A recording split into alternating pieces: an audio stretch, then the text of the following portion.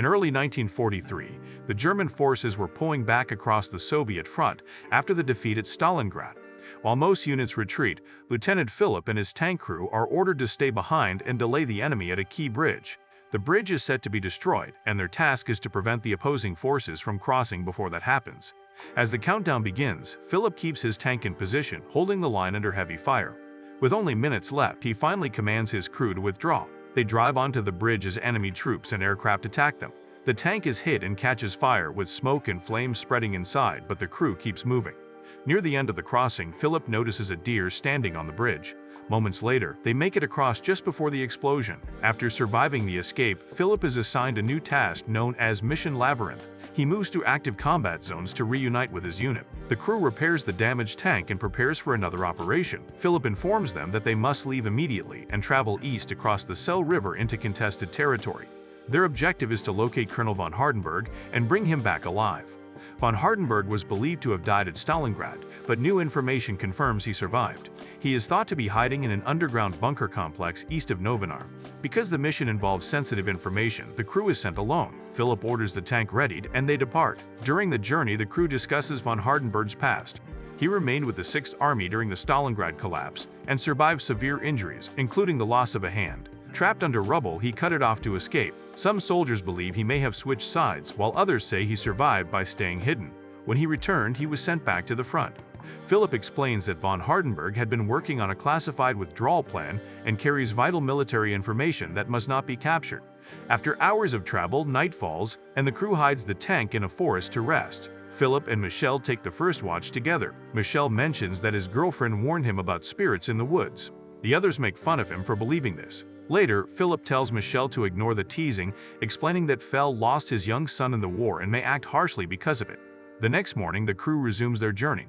A Latin church service plays over the radio, which feels out of place in the region, so they turn it off. Soon after, they encounter anti-tank barriers. Michelle asks who built them, and Philip explains that captured enemy soldiers were forced to do the work. Those who could not continue were executed and left behind. The tank passes through an opening and moves on. They enter an open field where Philip notices a warning marker and stops at once. The area is filled with landmines. Philip, Michelle, and Keelig exit the tank to inspect the ground. Philip finds a mine directly in front of the tracks and calls Michelle to assist. Christian keeps watch after spotting a distant tank. The mine shows no visible wiring, so Philip decides they must lift it. When they do, Michelle discovers a grenade placed underneath. He immediately presses it down to prevent detonation, realizing it is a layered trap. Philip orders him to stay completely still and assures him he will be saved. The distant tank moves away, reducing the immediate threat. Philip tells the rest of the crew that protecting the tank comes first and orders them to reverse it.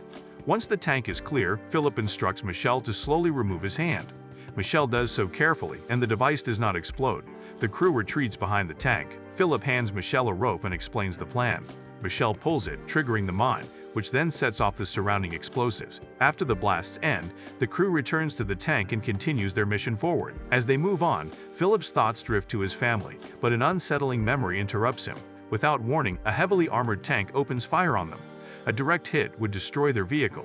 Philip orders smoke grenades to be deployed, allowing them to slip away briefly. The relief does not last long. 3 more enemy tanks approach from the side, leaving them with no clear escape. Turning back means certain danger, and ahead lies the river. Philip quickly decides on a risky plan. He instructs FL to drive straight toward the water. When they reach the riverbank, Philip orders everyone out of the tank.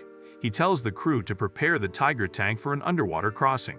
The tank has already taken damage, and there is a real chance it could sink, but Philip makes it clear that this is their only option. The crew seals the tank and drives into the river. Soon, it is completely submerged. Philip tells FL to stop moving because the engine noise is too loud and the exhaust can give away their position.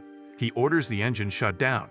FL hesitates, warning that if the engine fails to restart, they will drown. Philip repeats the order, and FL complies. They sit underwater in silence. The tank remains intact and no water enters at first. Above them, they hear enemy tanks passing by. Philip decides to stay submerged longer to avoid detection. After a while, water begins to leak inside. They have no choice but to surface. FL tries to restart the engine, but it fails. He tries again, and after several attempts, the engine finally comes back to life. The tank moves forward and reaches the far bank. Once they are safely out of the river, Philip orders the engine shut off. The crew exits the tank, taking deep breaths in relief. Philip tells them to prepare the tank for land travel. FL reports that they only have enough fuel to cover 20 kilometers. With no time to waste, they get moving again. Darkness has fallen as they continue their journey. During the night drive, Philip reflects on the past. Von Hardenberg was once a close friend, but something drove them apart. Philip does not speak about it. Knowing they must travel through the night, he hands out Pervitin to the crew. Everyone takes it except the radio operator. At one point, Philip notices movement ahead and orders the tank to stop and the engine to be cut. After observing closely, he says they are friendly soldiers. He orders the engine restarted and tells the crew to move forward. When they arrive, Philip orders everyone to dismount. The crew follows Philip to meet the officer in charge. The area is chaotic. Soldiers drag civilians through the camp, and fires burn nearby. They are introduced to Senior Assault Unit Leader Krebs. Philip asks for fuel and supplies. Krebs questions why they are there. Philip replies that they are on a classified assignment. Krebs responds by explaining the operation taking place. He says the mission is to eliminate villagers suspected of supporting partisans. The civilians are being gathered into a single building, which will be set on fire to conserve ammunition. As the final group is locked inside, the structure is ignited, and the people trapped within are burned alive. They stand in silence as the building burns. Krebs remarks that the villagers will remember this fire, just as soldiers remember the moment they were trapped on the bridge facing the flames. He then informs Philip that the requested fuel and supplies have arrived. Philip responds that they are leaving and will spend the night inside the tank. He orders the crew to collect what they need. Back in the tank, the men eat their rations. Philip does not eat or drink. Conversation starts quietly. Veller says he once worked as a winemaker. Cade shares that he was a Latin teacher before the war. FL talks about his past as a train driver. The talk continues until Cade says he believes the war and the orders they follow serve no purpose. Philip answers that rules and orders are what keep people civilized. FL cuts in and says there will be no politics inside the tank. The crew agrees and the tension eases. Later, Philip steps outside. Veller joins him and says he wishes he could forget who he was before the war. He feels that after what he witnessed, he can never return to that life. Philip tells him they will always carry these memories because they only did what they were ordered to do. Veller says that when the war ends, Philip should visit him in Austria to see his vineyards. Philip says he will. The next day, they move out again and approach their target area. Near the destination, they spot a destroyed house. Philip orders everyone to stay alert and advance slowly, suspecting an ambush. Killig prepares his weapon, and the main gun is loaded as well. As soon as they move closer, a powerful shot is fired from inside the structure. Philip immediately commands the driver to reverse and put distance between them and the building.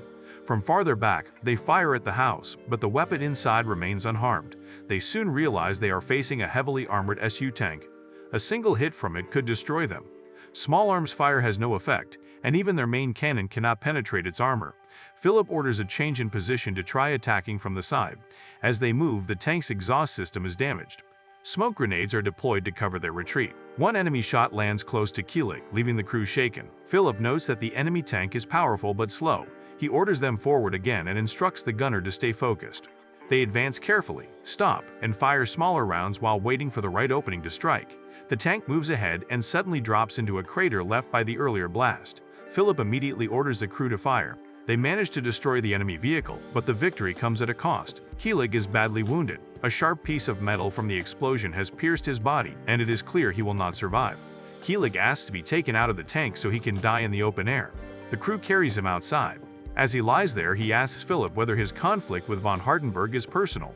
Knowing his time is short, Killig asks Philip to write a letter to Lucia and the girls. He speaks about the summer of 1939, before the war began, when he was still teaching and life felt normal. Shortly after, Killig dies. They bury him nearby and mark his grave. After taking time to grieve, Philip tells the crew they must focus on repairing the tank. The exhaust system has been destroyed.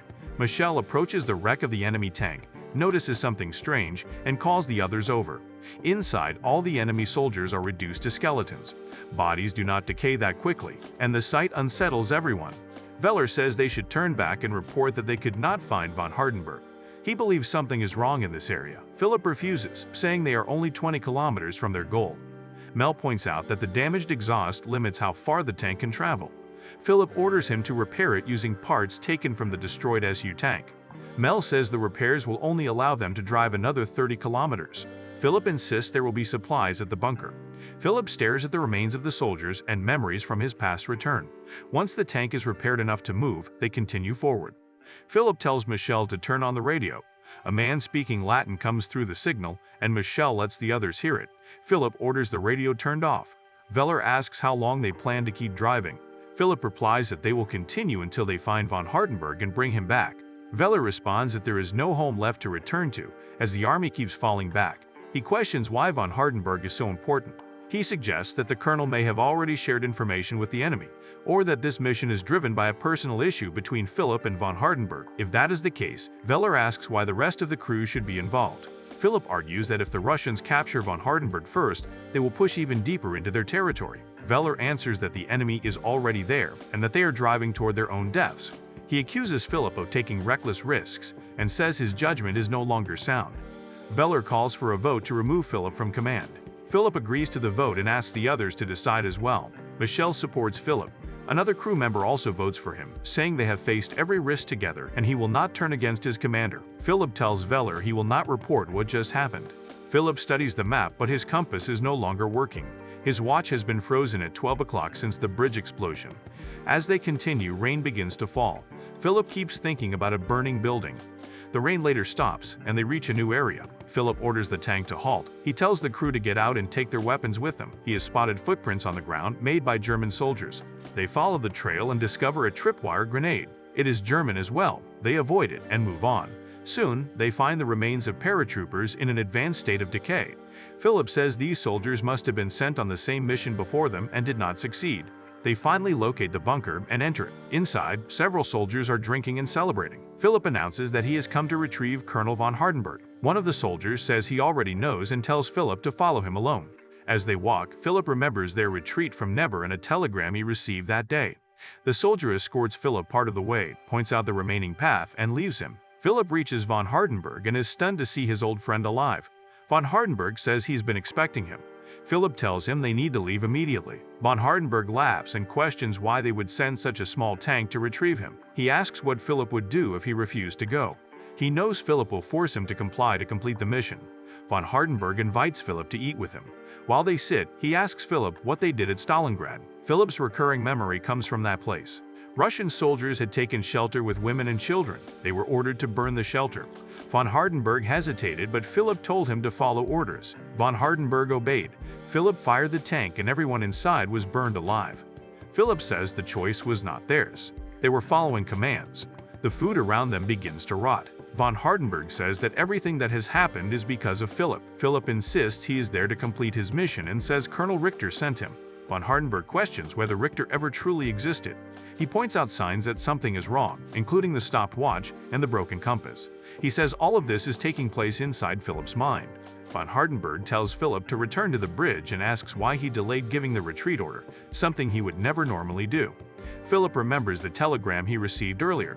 It informed him that his wife and child had died in a fire while hiding in a shelter, just like the one he destroyed. Von Hardenberg says that actions have consequences. Philip asks where they are. He hears the screams of women and children coming from the fire ahead.